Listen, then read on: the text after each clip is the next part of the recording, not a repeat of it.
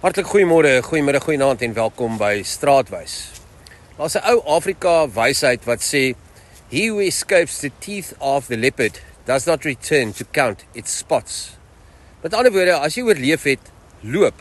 Moenie die hele tyd teruggaan om te analiseer wat jou amper vernietig het nie. En dis straatwysheid, dis oorlewing, dis die lewe. En dit tref my die laaste ruk nogal op 'n ander manier. Want die laaste paar weke het ek weer kontak gemaak met iemand wat my geken het uit 'n vorige hoofstuk van my lewe.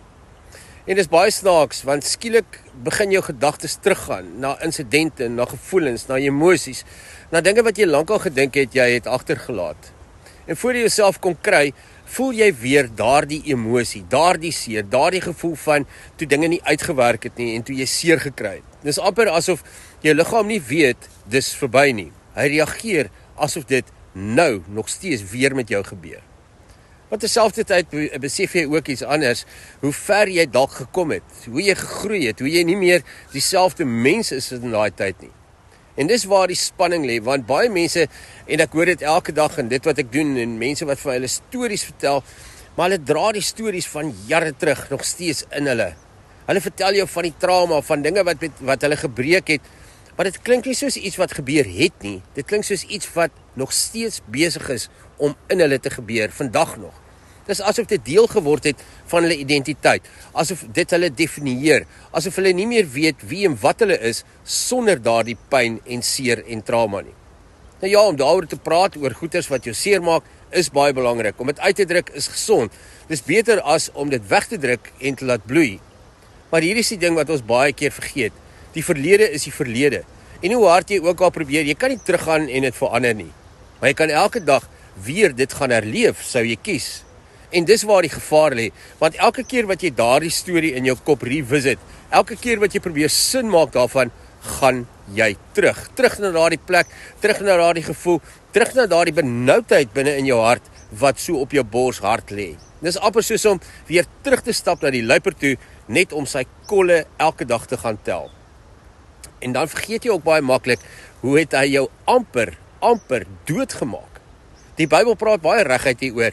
2 Timoteus 2 staan daar, moenie dwaase en onkundige stryery aanknoop nie. Met ander woorde, moenie jouself verdraai en vasdraai in goed wat jou net weer vasvang in iets wat niks vir jou beteken nie. En dan gaan die Bybel nog dieper en sê in Spreuke 26, soos 'n hond terugkeer na sy braaksel. Dis sterk taal, maar dis eerlik, want hoeveel keer doen ek en jy dit? Ons gaan terug na dieselfde patrone, dieselfde verhoudings, dieselfde pyn, nie omdat ons swak is nie, maar omdat ons nog nie vrede gemaak het met die feit dat ontsnapping genoeg was nie. Moderne sielkunde noem dit trauma bonding. Jou brein wil die storie klaarmaak, jou hart wil sin maak uit die chaos van wat gebeur het. Maar hier is die waarheid wat jou gaan vrymaak. Nie elke storie het 'n verduideliking nie. Nie elke wond het 'n gesprek nodig elke liewe dag nie. En nie elke luiperd moet verstaan word nie.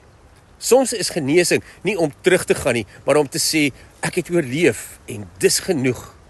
Die Oosterse wysheid praat hulle van losmaak. Nie omdat jy nie omgee nie, of omdat jy nie dit kan, maar omdat jy jouself genoeg eer om nie weer vas te gaan sit in dit wat jou gebreek het nie. En Jesus wys dit ook vir ons baie eenvoudig. In Matteus 10 vers 14 sê hy, as iemand julle nie ontvang nie, gaan weg.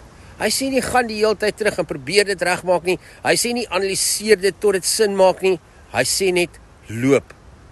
Want daar is 'n tyd om te werk deur 'n ding, maar daar is ook 'n tyd om dit te los.